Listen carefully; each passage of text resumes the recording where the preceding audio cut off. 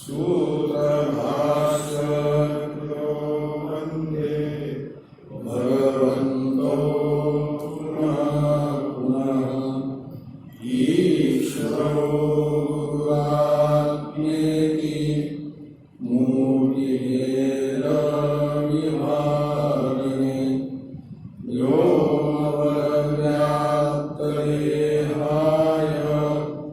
दक्षिणामूर्तये नमः। ॐ शान्ति शान्ति शान्तिः।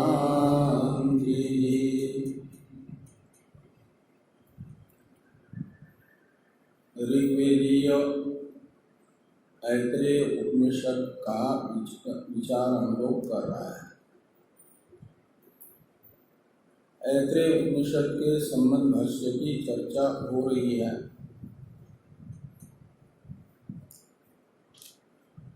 ऐत्रेय उपनिषद का प्रारंभ हुआ है मोक्ष के साधन के रूप से केवल आत्मविज्ञान को बताने के लिए।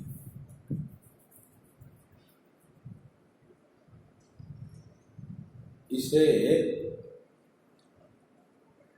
जब सुना भाष्यकार भगवान के मुख से तो हिरण्यगर्भ को ही परतत्व के रूप से स्वीकार करने वाले हिरण्यगर्भ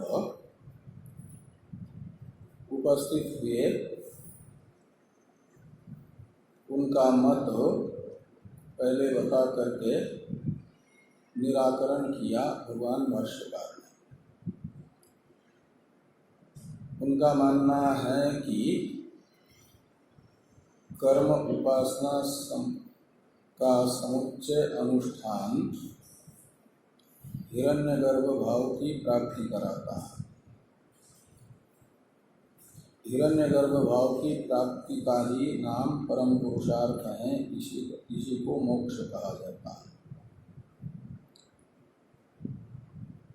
और वह होगा उपासना समुचित कर्म का ही फल।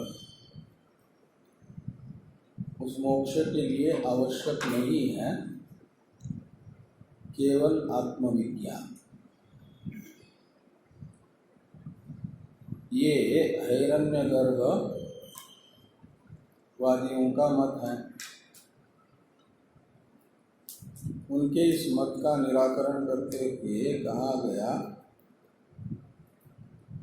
कि उपनिषद तो केवल आत्मविद्या को बताती हैं मोक्ष का साधन, और उपनिषद के अनुसार मोक्ष का स्वरूप भी वह नहीं है जो हिरण्यगर्भवादी मानते हैं। हिरण्यगर्भ रूप देवता भाव में अवस्थित होने का नाम मोक्ष मानते हैं वे। लेकिन उपनिषद दृष्टि से मोक्ष का स्वरूप है निर्विशेष ब्रह्म भाव से अवस्था। ये मोक्ष है।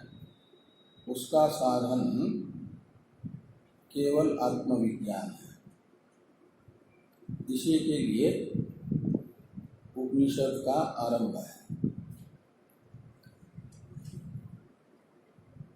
ये जो कहा गया सिद्धांति के द्वारा, इसमें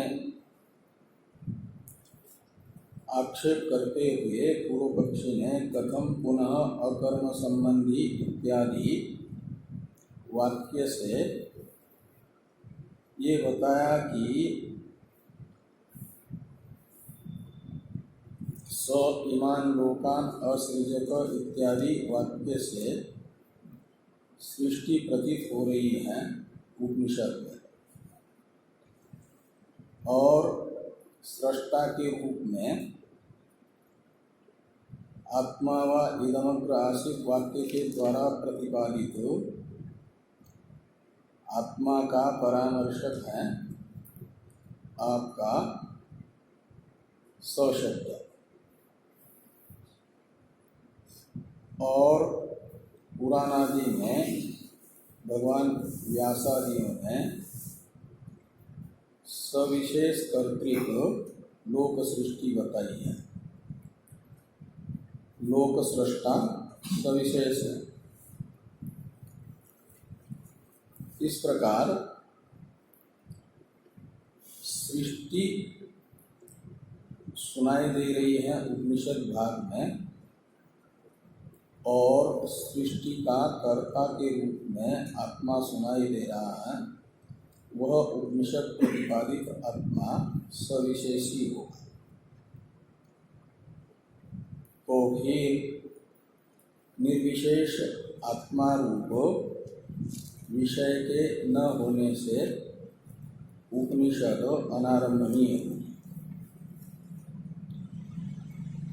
इस प्रकार की शंका पूर्व पक्षी ने की हिरण्यगर्भवादी है। इसका समाधान भगवान भाष्यकार कर रहे हैं अन्यार्थ अनवगमात इत्यादि से। उपनिषद प्रतिपाद्य सविशेष आत्मा नहीं अपितु निर्विशेष आत्मा है, यह ऐत्रेय उपनिषद के उपक्रम उपसंहारादि तात्पर्य निर्धारक लिंगों से अवगत होता है कि उपनिषद में प्रतिपादित आत्मस्वरूप निर्विशेषी है, सविशेष नहीं। तो निर्विशेष आत्मस्वरूप से अतिरिक्त अर्थ प्रतीत नहीं हो रहा है उपनिषद के तात्पर्य के निर्णायक लिंगों से। इसे बताया जा रहा है इस सूत्र वाक्य से अन्यार्थ अनवगमात। और इस सूत्र वाक्य का अवतरण लिखते हुए टीकाकार ऐत्रेय उपनिषद निर्विशेष आत्मा में ही पर्यवसित हैं, तात्पर्यवती हैं, इसे स्पष्ट करने वाले 6 लिंगों का प्रतिपादन कर रहे हैं। अवतरण टीका में टीकाकार उनमें से उपक्रम उपसंहार में एक वाक्य का रूप, एकार्थत्व रूप, एक तात्पर्य निर्णायक लिंग शुरू में बता दिया। फिर अभ्यास को भी बता दिया कि स एतम एव पुरुषम ब्रह्म ततमम अपश्यत् इत्यादि वाक्य हैं ब्रह्मात्म ऐक्य के ऐक्य रूप तात्पर्य विषय का अभ्यास। और अपूर्वता उपनिषद प्रमाण से अतिरिक्त प्रमाण से अनवगम्यत्व रूप अपूर्वत्व भी बताया गया तृतीय प्रमाण।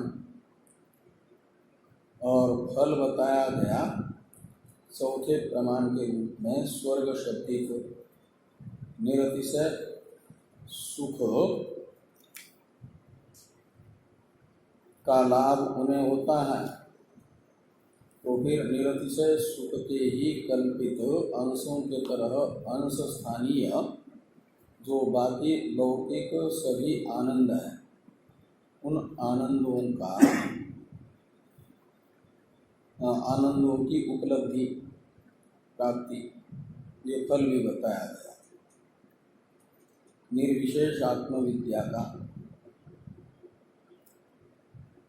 और अर्थवाद बताया जा रहा है सृष्टि आदि वाक्यों का।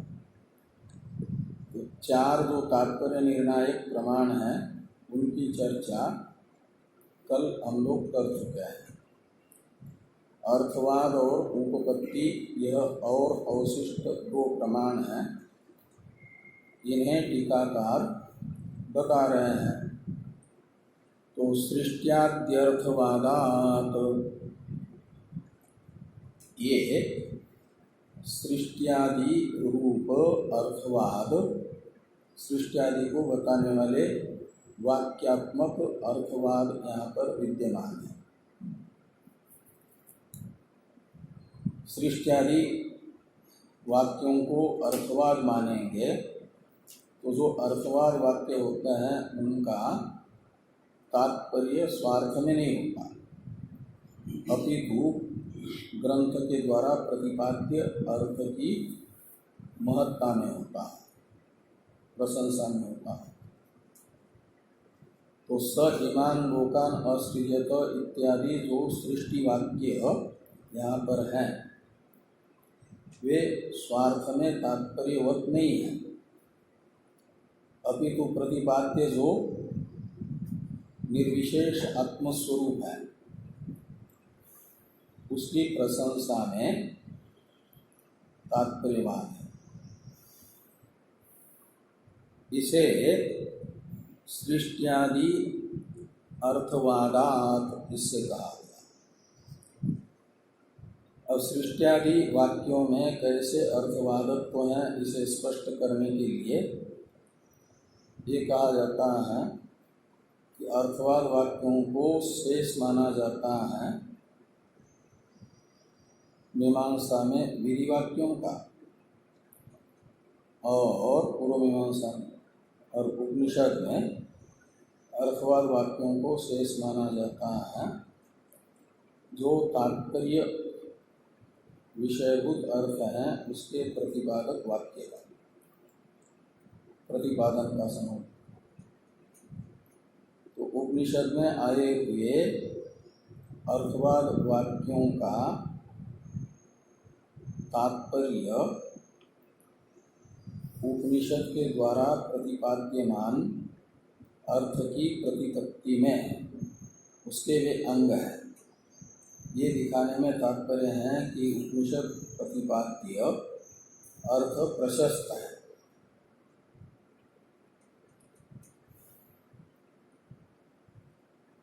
उपनिषद प्रतिपाद्य अर्थ है ब्रह्मात्म ऐक्य, और ब्रह्मात्म ऐक्य के लिए, ऐक्य बोध के लिए जरूरी है ये दिखाना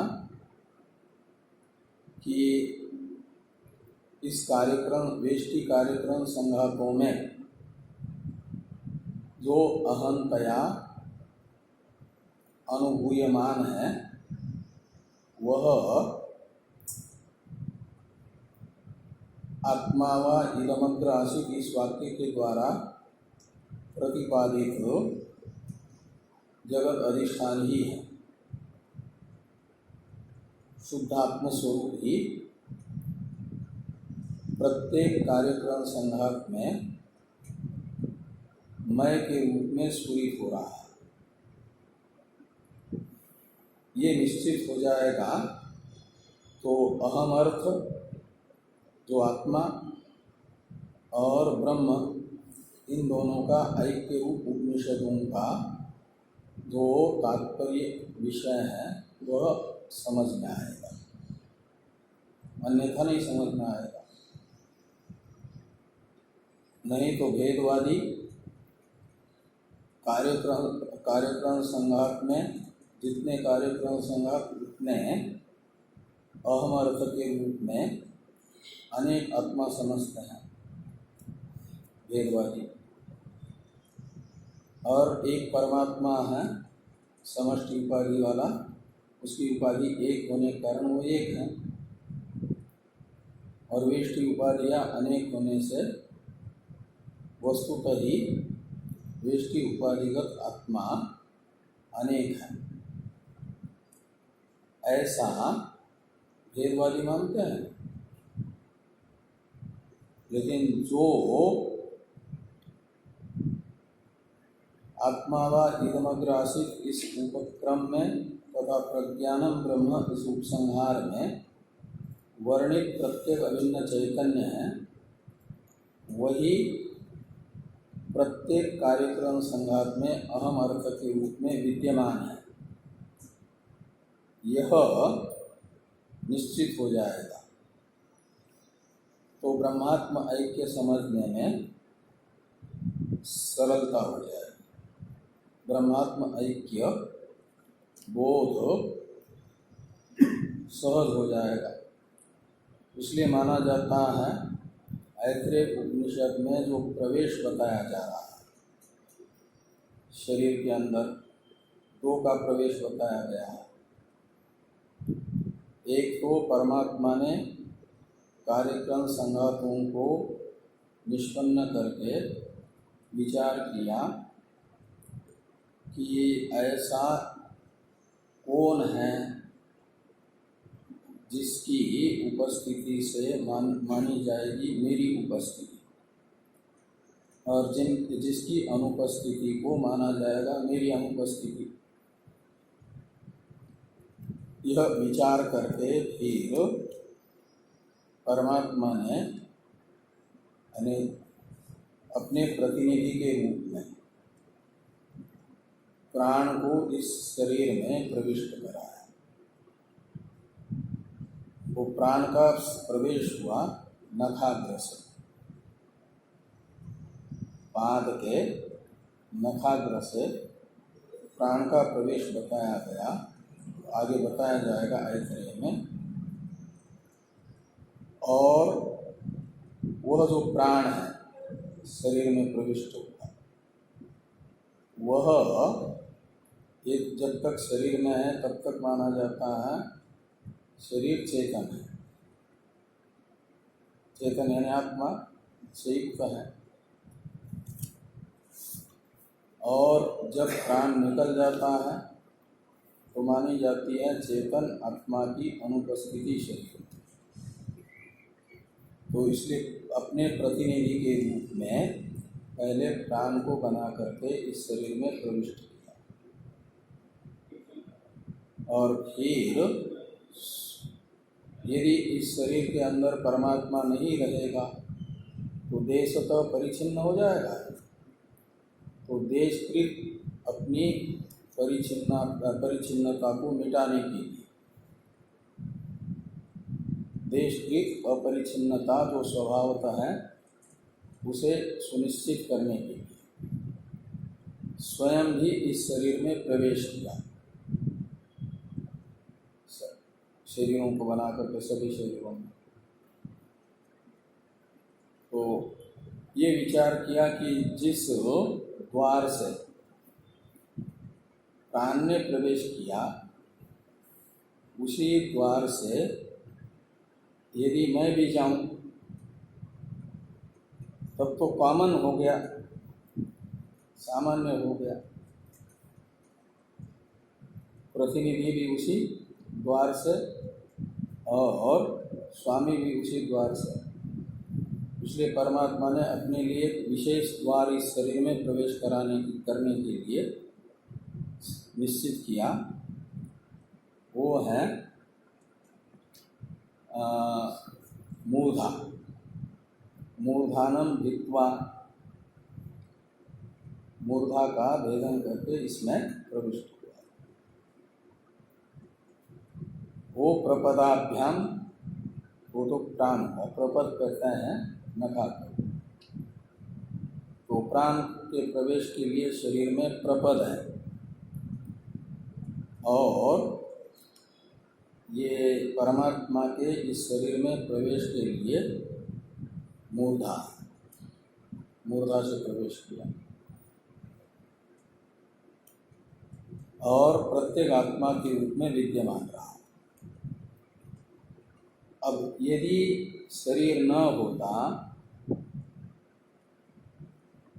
तो कैसे अपने प्रतिनिधि का भी प्रवेश ईश्वर कराते और स्वयं भी कैसे प्रविष्ट हो जाते हैं।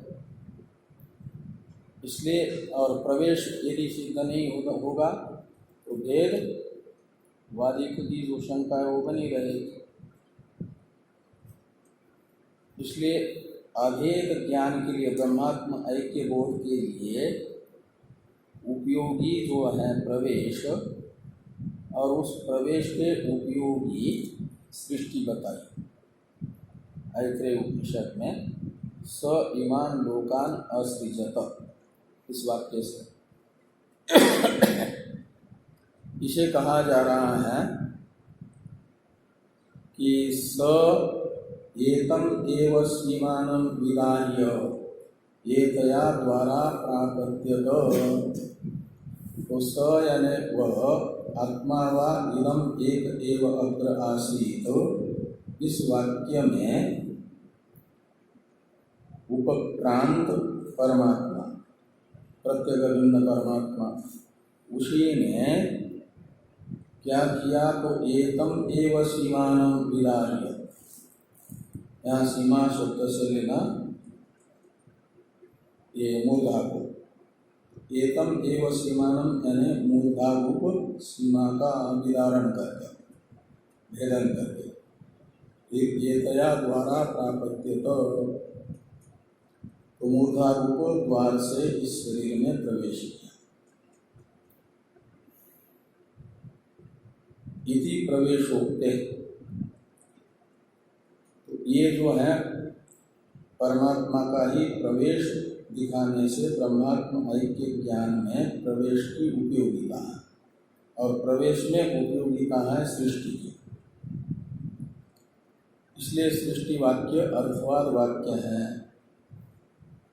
सृष्टि से लेकर के प्रवेश पर्यंत के वाक्य माने जाएंगे अर्थवाद। ये तो अर्थवाद हुआ पांचवा प्रमाण। छठवां प्रमाण है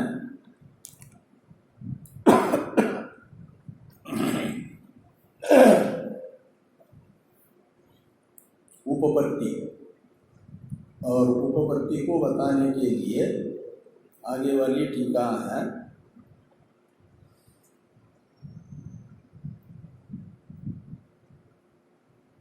तस्य त्रय आवसथा त्रयः स्वप्नाः इति जागृदादि अवस्थात्रयस्य स्वप्नत्वेन मिथ्यात्व उक्ति उपपत्तेश्च। तो ये कहते हैं कि तस्य ये सर्वनाम है प्रकृत अर्थ का परामर्श, और प्रकृत अर्थ है एकमेवाद्वितीय आत्मा। इसलिए तस्य शब्द का अर्थ निकलेगा ये जो एकमेवाद्वितीय आत्मा है, जिसने शरीर में प्रवेश कर लिया मूर्धा द्वारा, उसे तस्य शब्द से ज्ञान करना, और उसके त्रय आवसथा, आवसत शब्द का अर्थ है अवस्थाएं, निवास स्थान। अवस्थाली निवास स्थान करते हैं। तीन अवस्थाओं में अलग अलग तीन निवास स्थान है इसके, उस परमात्मा के शरीर में प्रविष्ट हुए परमात्मा के अलग अलग तीन अवस्थाओं में निवास के लिए तीन स्थान है। माना जाता है जागृत अवस्था में नेत्र स्थान, स्वप्न अवस्था में कंठ स्थान, और अदय स्थान माना जाता है सुषुप्ति अवस्था। तो आवसत शब्द का अर्थ है निवास स्थान। तो तस्य त्रय आवसथा, तो तीन अवस्थाओं में अलग अलग तीन निवास स्थान है। उनमें से ये जो तीनों अवस्थाएं हैं, ये तीनों की तीनों अवस्थाएं जागृत स्वप्न सुषुप्ति नाम से कही जाती है, लेकिन तीनों की तीनों स्वप्न जैसी ही हैं। जागृत स्वप्न सुषुप्ति तीनों अवस्थाएं स्वप्न जैसी है। तो स्वप्न का क्या सादृश्य रहेगा बाकी दो अवस्थाओं में, जागृत और सुषुप्ति में? वो सादृश्य रहेगा वह तथ्य कल्पितत्व, मिथ्यात्व। तो जैसे स्वप्न अवस्था मिथ्या है, ऐसे जागृत और सुषुप्ति भी मिथ्या ही है। इस दृष्टि से तीनों अवस्थाओं को कहा जा रहा है त्रयः स्वप्ना। ये तीनों अवस्थाएं स्वप्न जैसी स्वप्न है, यानी कल्पित है, मिथ्या है। तो तस्य त्रयः स्वप्ना इति जागृतादि अवस्था त्रयस्य स्वप्नत्वेन मिथ्यात्व उक्ति उपपत्तिश्च। तो जागृतादि तीनों अवस्थाओं में स्वप्न सादृश्य दिखा करके, स्वप्नत्व दिखा करके मिथ्यात्व उक्ति यानी वचन रूप जो उपपत्ति है, उपपत्ति कहते युक्ति को, युक्ति कहते हैं तर्क को। जागृत और सुषुप्ति के विषय में, इनके मिथ्यात्व के विषय में संशय है। द्वैतवादी स्वप्न को तो मिथ्या मानते हैं, लेकिन जागृत और सुषुप्ति को सत्य मानना चाहते हैं। तो जिनके दृष्टि में जागृत और सुषुप्ति सत्य है, उन्हें युक्ति से समझाना पड़ेगा कि जागृत और स्वप्न भी मिथ्या ही है। इसके लिए जागृत स्वप्न सुषुप्ति इन दोनों को बनाना पड़ेगा पक्ष। जागृत सुषुप्तियों मिथ्या स्वप्नत्वात्,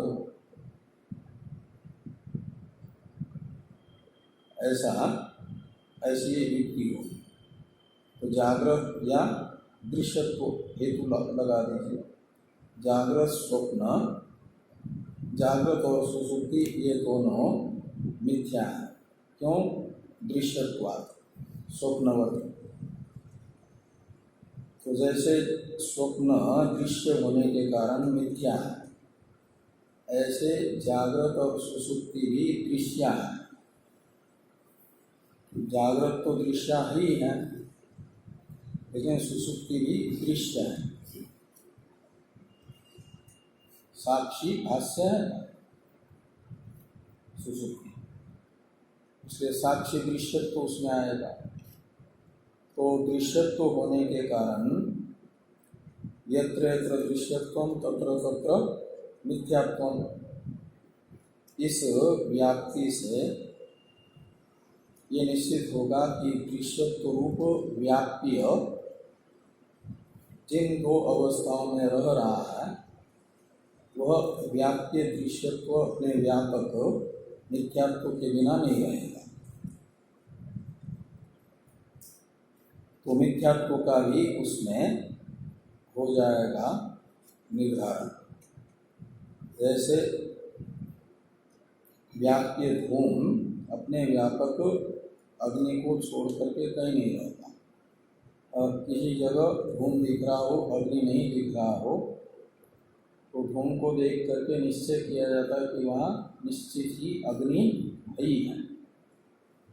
ऐसे मिथ्यात्व का व्याप्य दृश्यत्व जागृत और सुषुप्ति अवस्था में देखा जा रहा है।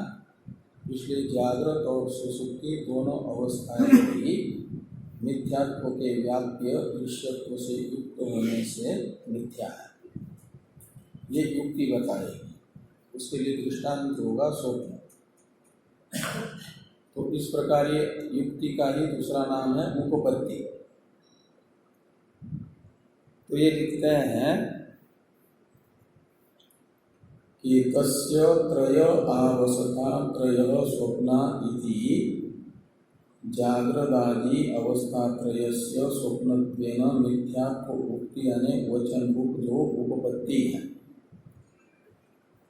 इस उपपत्ति से भी ये निश्चित होता है कि ऐत्रेय उपनिषद का तात्पर्य विषय एकमेव द्वितीय ब्रह्म है। मिथ्यार्थ को बताने के लिए ऐत्रेय उपनिषद का आरंभ नहीं है। मिथ्या अर्थ विषयक ज्ञान का जनक यदि ऐत्रेय उपनिषद बनेगी तो वह प्रमाण नहीं हो पाएगी। प्रमाण का लक्षण है अनधिगत अबाधित अर्थ विषयक ज्ञान जनकत्व प्रमाणत्व। तो ये जो है यदि उपनिषद सविशेष अर्थ की बोधक होगी, सविशेष आत्मा को बताए, तो आत्मा में स्वतः तो सविशेषता है नहीं और सविशेषता हो जाएगी औपाधिक, और उपाधियाँ इन तीन अवस्था में से कोई अवस्था वाली कोई न कोई उपाधि रहेगी, तो मिथ्याई हो जाएगी उपाधि। इसलिए उपाधि निमित्तक सविशेषता भी मिथ्या हो जाएगी और परमार्थतः अबाधित वस्तु हो जाएगी निर्विशेष आत्मस्वरूप। और तद विषय ज्ञान की जनक बनेगी यदि उपनिषद, तो माना जाएगा उपनिषद को प्रमाण, अन्यथा वो अप्रमाण ही होगी। ये जानना। तो इस प्रकार ये 6 लिंग हुए ना। अब इन 6 लिंगों से जो अर्थ निकला उसे स्पष्ट करते हुए कहते हैं कि निर्विशेष अद्वितीय आत्मपरत्व अवगमेन ग्रंथस्य अर्थांतर शंका अनवकाशात्। तो इन 6 प्रमाणों से यह सुनिश्चित हुआ कि निर्विशेष जो अद्वितीय आत्मा है वही ऐत्रेय उपनिषद के परम तात्पर्य का विषय है। ऐत्रेय उपनिषद में वही विवक्षित है, ये निश्चित हुआ। तो यह निश्चित होने से क्या होगा? अवगमेन ग्रंथस्य अर्थांतर शंका अनवकाशात्। तो ऐत्रेय उपनिषद में निर्विशेष एकात्मा को छोड़ करके अन्य सविशेष आत्मा को बताया हुआ है, इस प्रकार की शंका निरवकाश हो जाएगी, यानी शंका को अवसर नहीं है। क्योंकि तात्पर्य के विषय के रूप में प्रमाणों के आधार पर निर्विशेष अद्वितीय आत्मा ही निश्चित हुआ है। तो अर्थांतर शंका अनवकाशात्। तो अर्थांतर शब्द से लेना निर्विशेष अद्वितीय आत्मा से भिन्न अर्थ, वो होगा सविशेष आत्मा हिरण्यगर्भ। और हिरण्यगर्भ ही परम तत्व है। इस प्रकार का उपनिषदों से प्रतिपादित हो रहा है, इस शंका को कोई अवसर नहीं मिलेगा। तो अनवकाशात्। तो कहा यदि सविशेष आत्मवस्तु उपनिषद में विवक्षित नहीं है तो लोकादि सृष्टि क्यों बताई गई? सविशेष आत्मा उपनिषद प्रतिपाद्य होगा, इसे दिखाने के लिए स इमान लोकान असृजत इत्यादि सृष्टि वाक्य हेतु के रूप में बता रहे थे न पूर्व पक्ष। उसके विषय में कहते हैं कि लोकादि सृष्टि उद्देश्य अध्यारोप अपवादाभ्याम आत्म प्रतिपत्त्यर्थम। ये जो लोकादि सृष्टि उक्ति है, लोकादि सृष्टि का कथन सृष्टि उक्ति का अर्थ है, वह किसके लिए है? तो अध्यारोप अपवाद न्याय से उक्तात्म प्रतिपत्ति का अर्थ है, उक्तात्मा शब्द से लेना निर्विशेष अद्वितीय आत्मा, वो है उक्तात्मा, और उसकी प्रतिपत्ति यानी ज्ञान अनुभव। तो उक्तात्म प्रतिपत्ति शब्द का अर्थ निकलेगा निर्विशेष अद्वितीय आत्म साक्षात्कार। और उस साक्षात्कार के लिए क्या किया जा रहा है कि आत्मनि अध्यारोपात् परमात्मैव इह आत्मशब्देन क्रियते। तो यहाँ वो निर्विशेष आत्मज्ञान के लिए अध्यारोप किया जा रहा है परमात्मा में सृष्टि का, और फिर नेति नेति करके निषेध किया जाएगा अपवाद। और इससे ये कहा जा रहा है कि आत्मनि अध्यारोपात्, तो आत्मा में ही सृष्टि का अध्यारोप होने से अन्य उपनिषदों में सृष्टि यानी संसार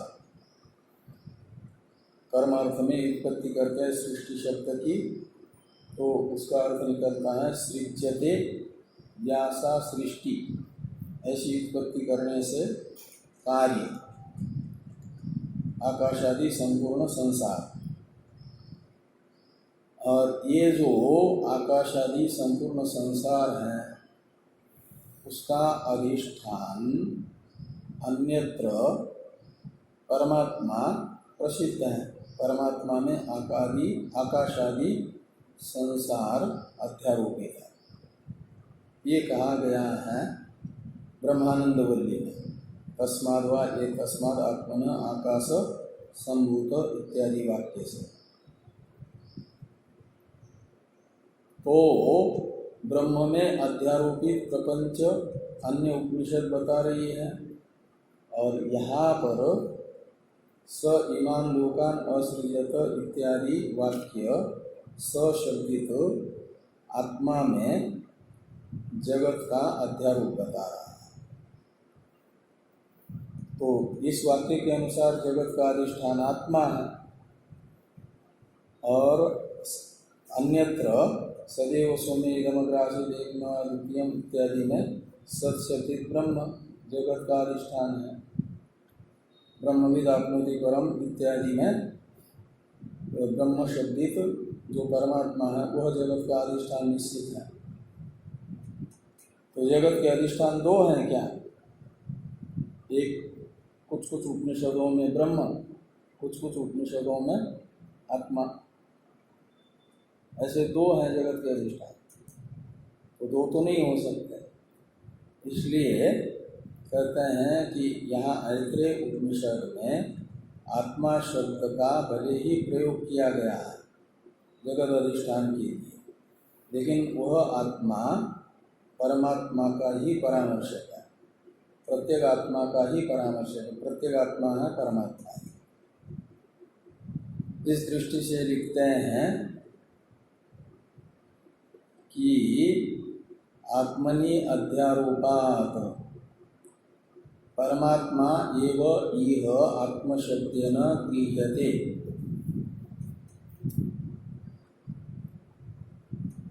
आत्मगृहीति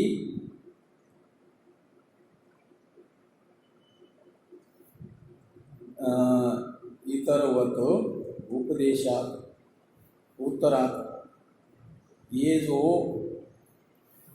आत्मगृहीति अधिकरण है उसके पूर्व पक्ष के उपस्थापन में बताई गई जो युक्तियाँ थी, उन युक्तियों के आधार पर प्रथम पुनः अकर्म संबंधी केवल इत्यादि आक्षेप भाष्य था,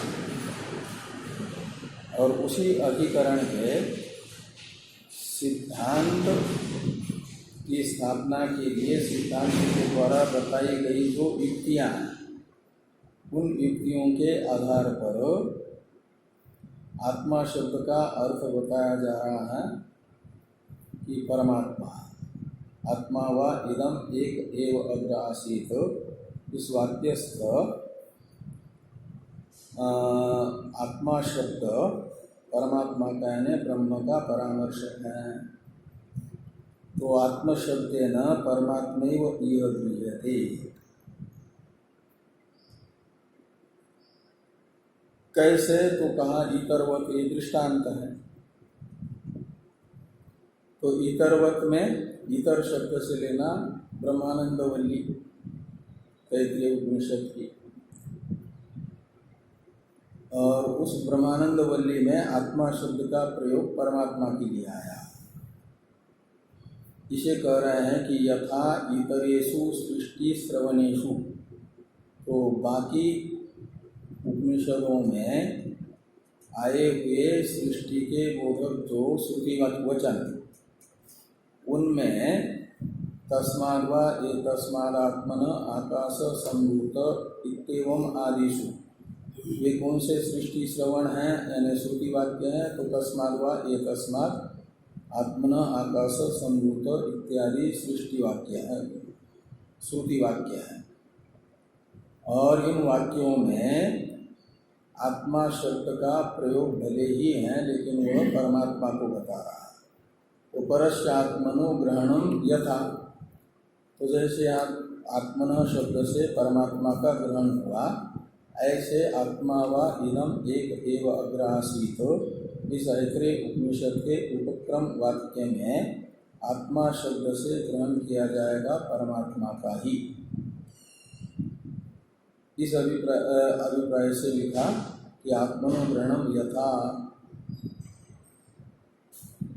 अथवा आगे कहते यथा वा इतरस्मिन् लौकिके आत्मशब्द प्रयोगे, तो लोक में भी कहीं आत्मा शब्द का प्रयोग किया जाता है, तो प्रत्येक आत्मैव मुख्य आत्मशब्देन गृह्यते। तो आत्मा कहने से प्रत्येक आत्मा जो चेतन है उसी का ग्रहण होता है। ऐसे ही यहाँ पर भी आत्मा कहने से प्रत्येक आत्मा जो चेतन है प्रत्येक शरीर में एक, उसी का ग्रहण होगा। ये कहते हैं तथा इहापि भवितुम अर्हति। तो दो उदाहरण बताए, एक तो श्रुति वाक्य, दूसरा लौकिक वाक्य। तो लौकिक वाक्य में भी और श्रुति वाक्य में भी आत्मा शब्द से परमात्मा का ग्रहण जैसे होता है, ऐसे यहाँ पर भी आत्मा व इस वाक्यस्थ आत्मा शब्द परमात्मा का परामर्शक होगा। अब उत्तरार्थ ये वाक्य हैं हेतु वाक्य, कहाँ पर? ब्रह्म सूत्र में आत्मगृहीति कर्वत उत्तरार्थ, ये ब्रह्म सूत्र है आत्मगृहीति अधिकरण में। उसमें उत्तरार्थ ये पंचमेंत पद है हेतु को बताने वाला, उसका अब प्रश्न पूर्वक व्याख्यान कर रहे हैं टीकाकार ब्रह्म सूत्र के उत्तरार्थ पद का। कुतः यानी कस्मात् कारणात् आत्मा शब्देन परमात्मा एव गृह्यते, ये कुतः शब्द का अर्थ निकलेगा। तो हेतु बता रहे हैं उत्तरार्थ, व्यास जी ने उत्तरार्थ शब्द का प्रयोग किया। उसका अर्थ टीकाकार ने किया वाक्यार्थ दर्शनात्, मूल सूत्र में है उत्तरार्थ, उसका अर्थ कर दिया टीका में टीकाकार ने वाक्यार्थ दर्शनात्।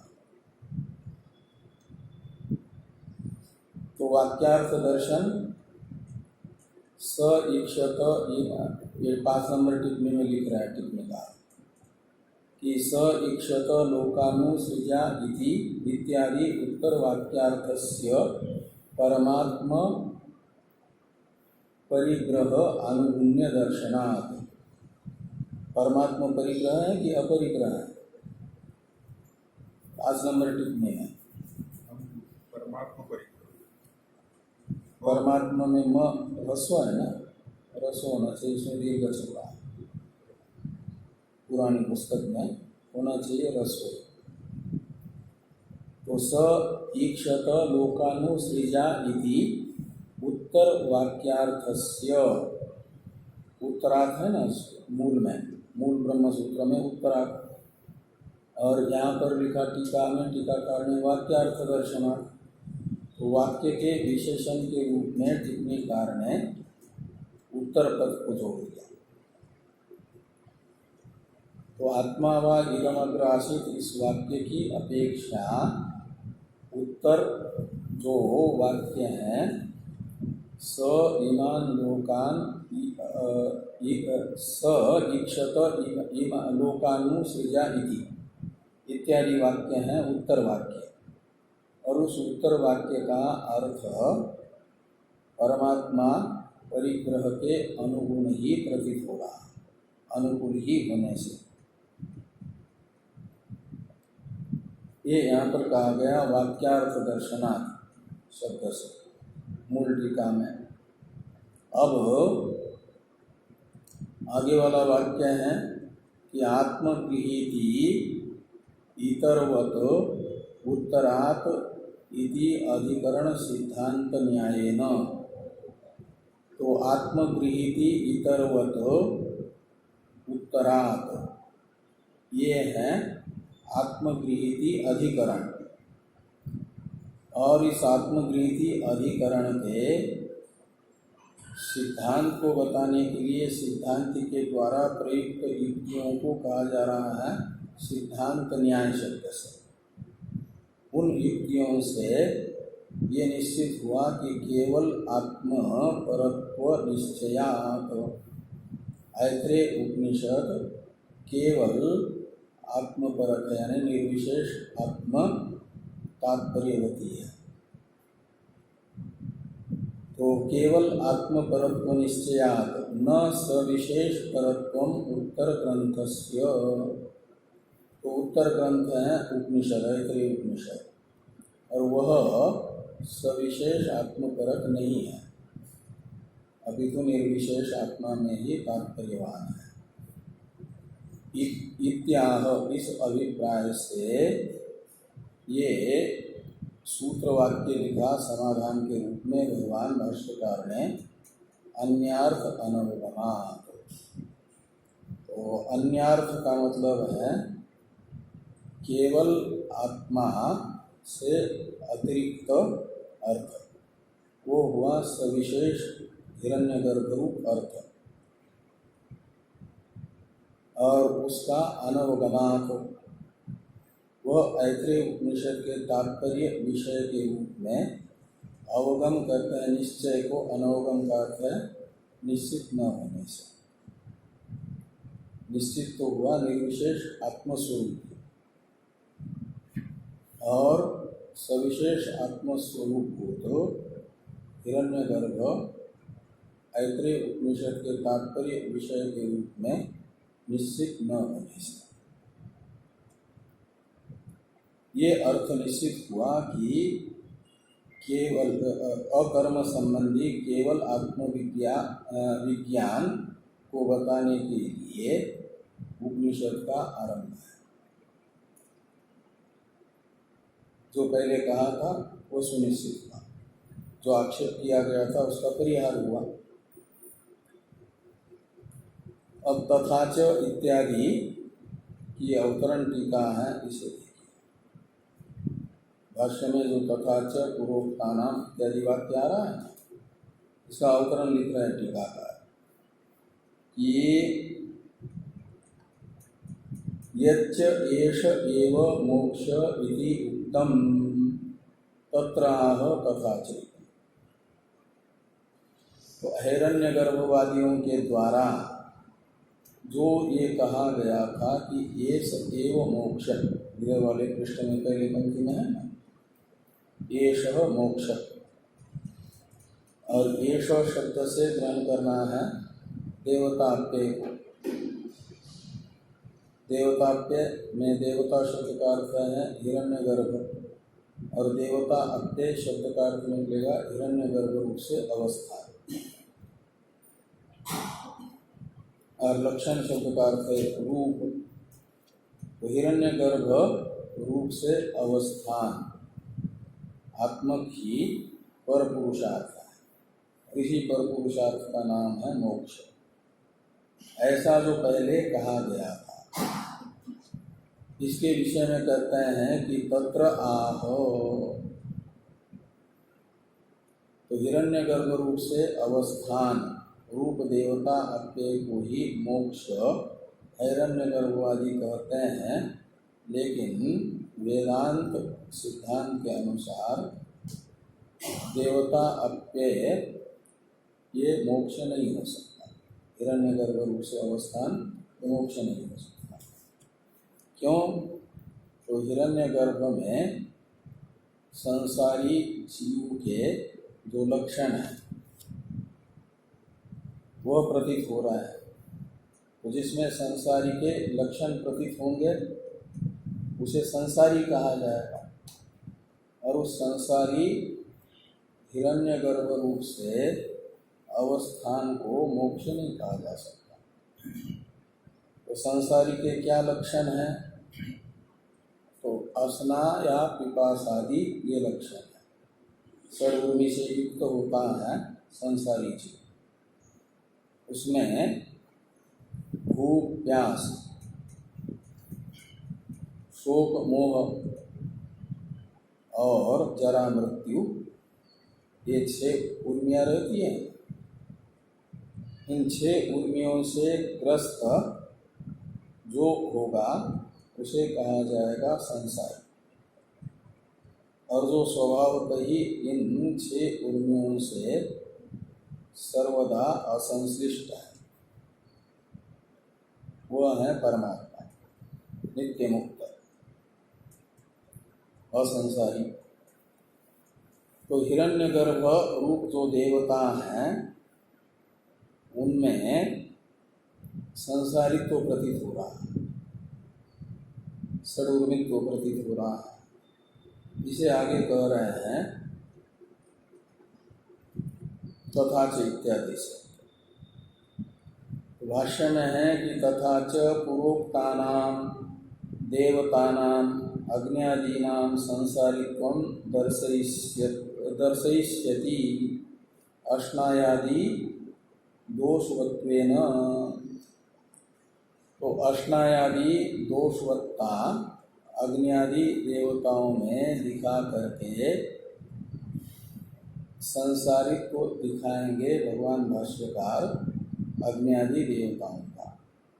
वो पूर्वोक्त देवता हो गई अग्न्यादि देवता, जो हिरण्यगर्भ के अंग है, कर्ण स्थानीय है ना, जैसे हमारे कर्ण स्थानीय हैं चक्षुरादि, ऐसे हिरण्यगर्भ जो समष्टि जीव हैं उनके कर्ण स्थानीय हैं अग्न्यादि देवता, और उनमें संसारित्व को दिखाया जाएगा।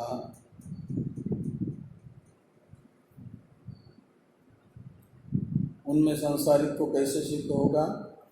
तो अश्नायादि दोष वत्ता होने के कारण जीव संसारी इसलिए है कि अश्नायादि दोष वाला है।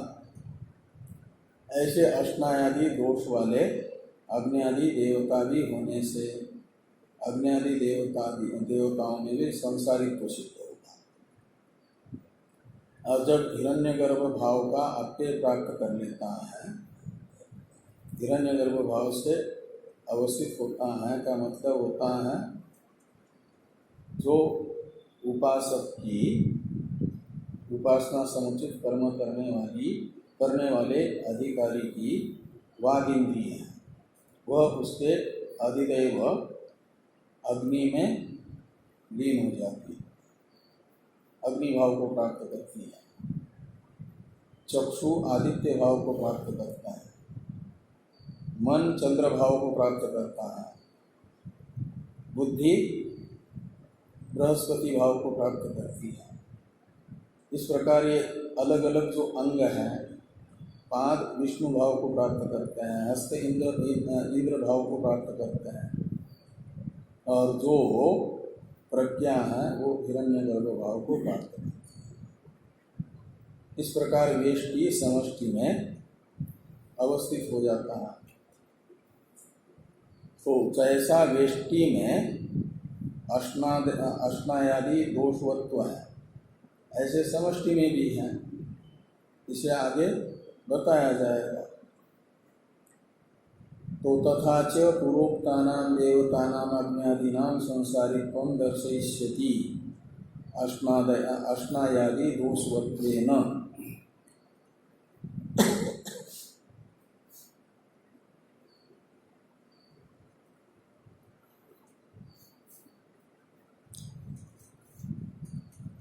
तम अश्नाया पिपासाभ्याम अन्ववार्जत।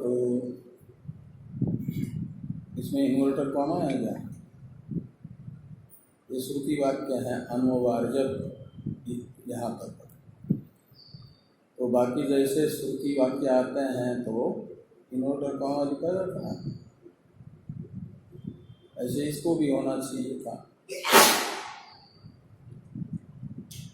तो तम यानी हिरण्यगर्भम अश्नाया अश्ना पिपासाभ्याम अन्ववार्जत। तो अन्ववार्जत शब्द का अर्थ है संयोजितवान। तो हिरण्यगर्भ को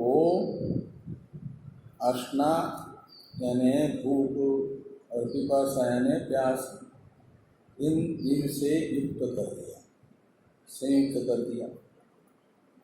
का अर्थ है भूख प्यास रूप उर्मी से युक्त हिरण्यगर्भ देवता है। अन्ववार्जित क्रिया का कर्ता होगा वो परमात्मा। परमात्मा ने जो आत्मा व इदमग्र आसीत इत्यादि उपक्रम वाक्य में एक मेवाद्वितीय आत्मा शब्द से बताया गया परमात्मा है, उसने क्या किया कि हिरण्यगर्भ को भूख प्यास आदि के साथ जोड़ दिया।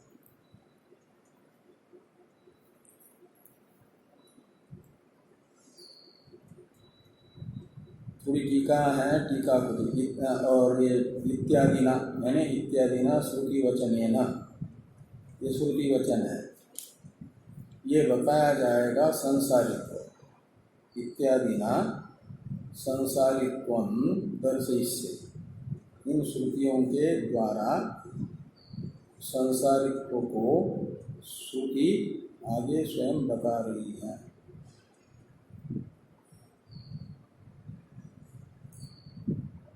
थोड़ी टीका है, टीका को देखिए। अश्नायादि इसका अवतरण था टीका में, और इससे पहले तम इत्यादि का अर्थ कर रहे हैं। तथा च इति इस प्रतीक के बाद वाली टीका को देखिए। तथा संसारित्वंच दर्शयिष्यति इति अन्वय, तो संसारित्व को बताया जाएगा। तथा संसारित्वंच दर्शयिष्यति,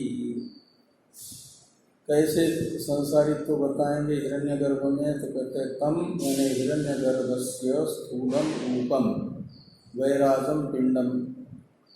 तो हिरण्यगर्भ का ही जो भोगायतन है, जिसे वैराज पिंड यानी विराट नाम से कहा जाता है, वो है भोगायतन, समष्टि कार्य ब्रह्मांड, ये हिरण्यगर्भ का भोगायतन है। तो उसे क्या किया? वैराज पिंड को अश्नाया पिपासाभ्याम संयोजितवान, अश्ना और पिपासा से युक्त कर दिया। किसने? तो ईश्वर, ईश्वर ने।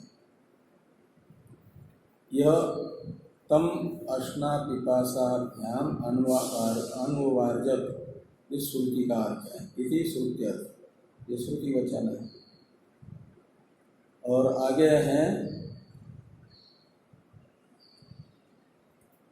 ये जो अश्नायादि मत सर्वं संसार एव इत्यादि वाक्य, इसकी अवतरण की था। इसको देखते हैं हम लोग कल। ओम वाङ्मे मनसि प्रतिष्ठिता मनो मे वाचि प्रतिष्ठितम् आविरावीर्मदेवी वेदस्य मानिस्थ श्रुतं मे मा प्रहासि रणेनाधीतेनाहोरात्रां संददामि घृतं वरिष्यामि सत्यं वरिष्यामि तन्मामवतु तरवक्तारमवतु अवतु माम् अवतु वक्तारम् अवतु वक्तारम्। ॐ शान्ति शान्ति शान्तिः। शङ्करं शङ्कराचार्यं केशवं बादरायणं सूत्रभाष्यकृतो वन्दे भगवन्तो पुनः पुनः। ईश्वरो गुरुरात्मेति मूर्तिभेदविभागिने व्योमवद्व्याप्तदेहाय दक्षिणामूर्तये नमः। ॐ शान्ति शान्ति शान्तिः।